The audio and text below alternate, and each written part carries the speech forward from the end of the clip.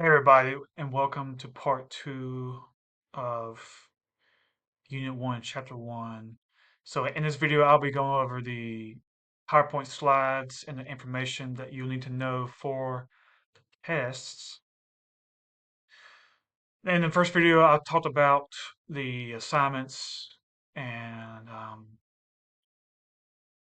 so in case you haven't seen that yet, go back and watch that, part one. So part two, let's go over the PowerPoint slides. So to have access or to download PowerPoint slides, you'll click here, and then this is what will pop up. So chapter one, healthy behaviors and wellness, and just like I talked about in part one, we go over the different dimensions of wellness and um,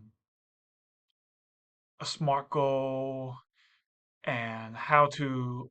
We'll talk about changing certain behaviors to hopefully substitute healthier behaviors. So you'll need to know the difference between health and wellness. Health is the presence or absence of illness or injury, and it's mostly uncontrollable. So for example, you can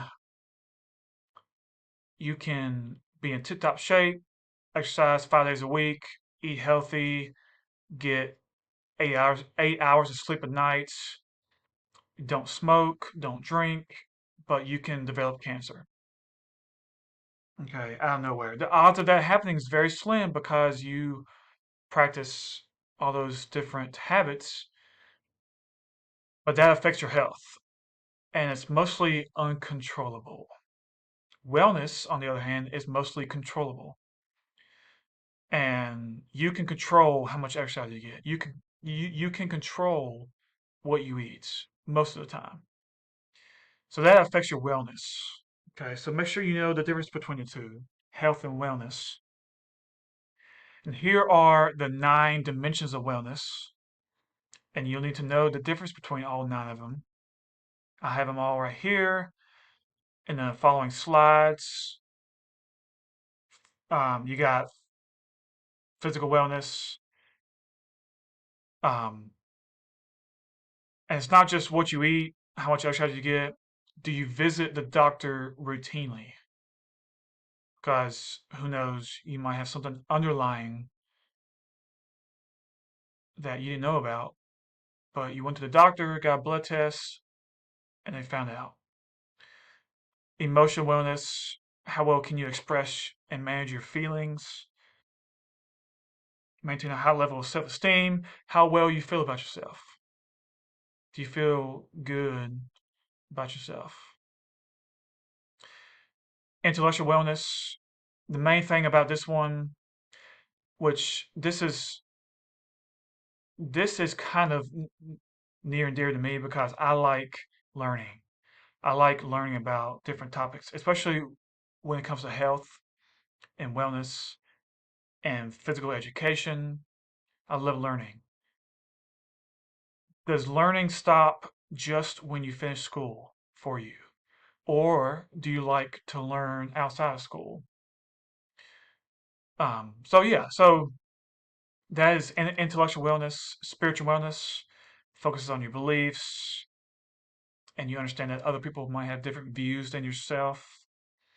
Social wellness, how well can you talk to other people? How well can you engage with other people? Um, so yeah, just make sure you all know these different dimensions of wellness. Make sure you know the leading causes of death in the United States, heart disease being one. Uh, the leading contributors to death, it's, if you notice the first four, they have all in common that they're based on your decisions. You can choose what you eat. You can choose, excuse me, if you drink alcohol or smoke or don't exercise, which leads to obesity. Make sure you know what the Affordable Care Act, also known as Obamacare, it allows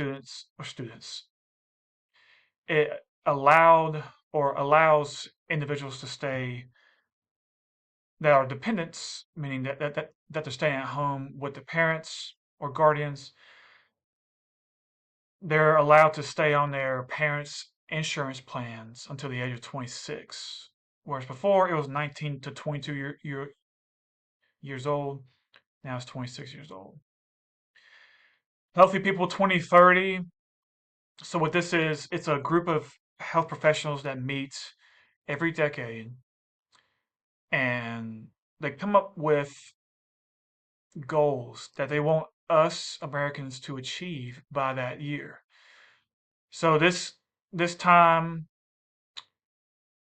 this group met sometime between um, before 2020, and they came up with these goals: eliminate preventable disease, disability, injuries, and premature death; achieve health equity; create environments that promote good health; and promote development of healthy behaviors for all. So that those four goals, make sure you all know those four goals. They want us Americans to achieve those goals by the year 2030. And then sometime, maybe a couple years before 2030 and 2028, 2029, they'll come up with Healthy People 2040.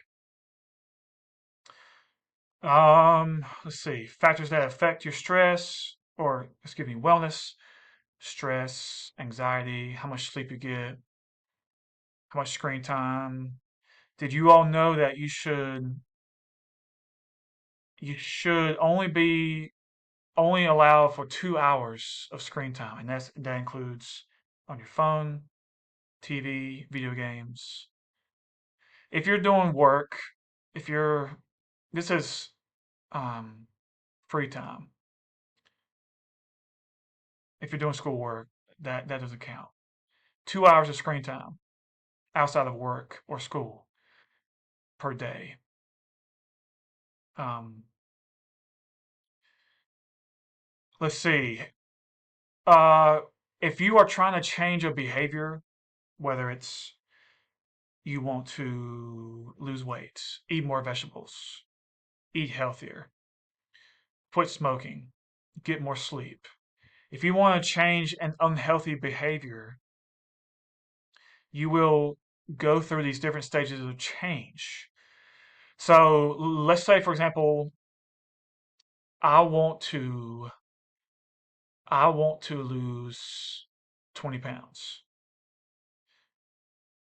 and I want to lose 20 pounds by the start of the fall semester.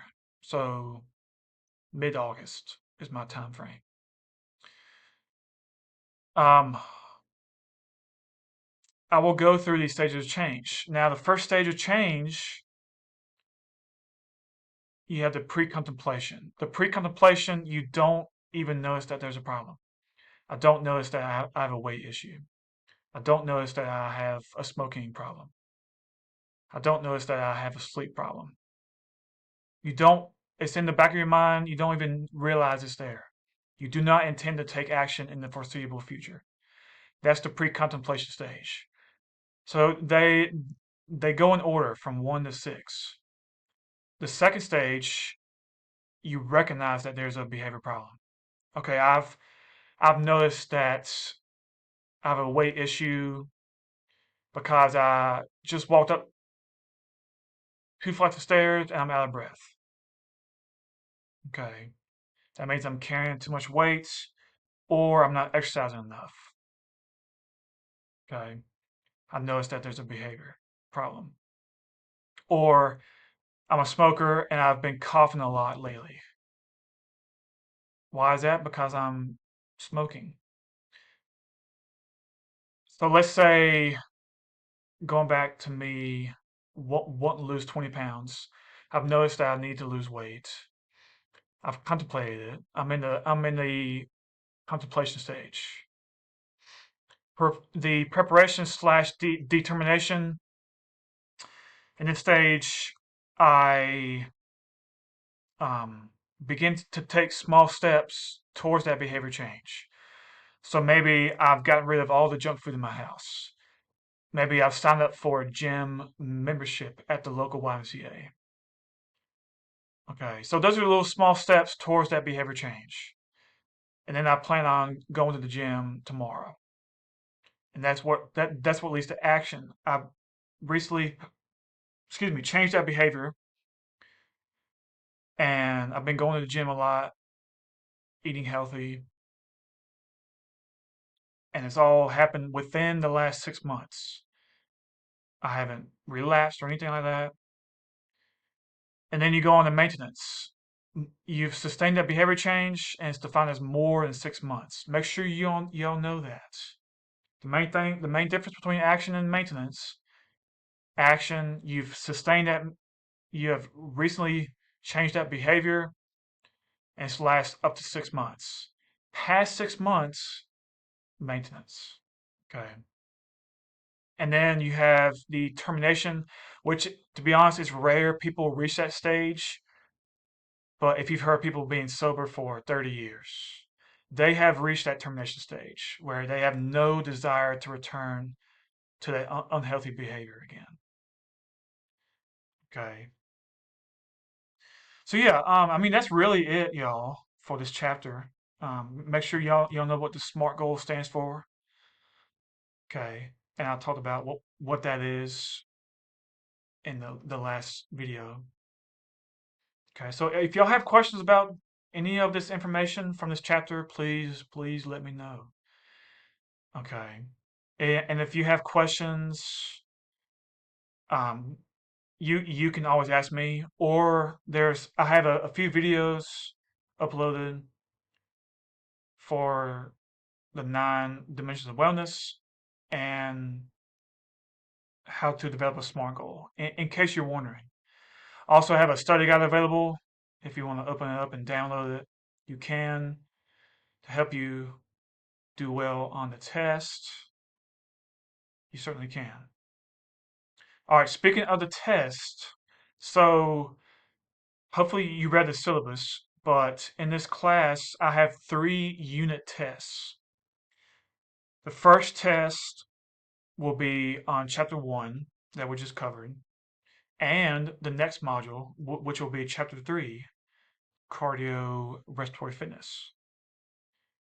So there's not a test just for chapter 1. It'll be a combination of chapter 1 and chapter 3. All right. And what you'll do, and I kind of talked about this a little bit, you're going to take your tests. There's 3 tests throughout the course. You're going to take each test in the testing center. Or if you're nearby RCC, you can take it in the testing center or in the science building. But for for this class, your your unit 1 test, it'll happen,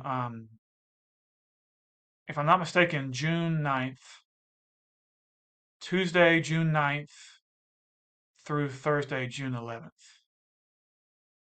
Okay. So anytime between June 9th and 11th. And if you notice here are the available appointment times for the testing center here on campus. If you want to if you don't live near the campus, then you can take it at an approved testing center site. But let me know if that's the case. Okay, email me. The best way to contact me is via email. All right, and I have all that information in the syllabus as well. Okay, but you'll need to take it between those 3 days. So June 9th through the 11th. Okay, let me make sure. Let me make sure that's correct. So here's the syllabus.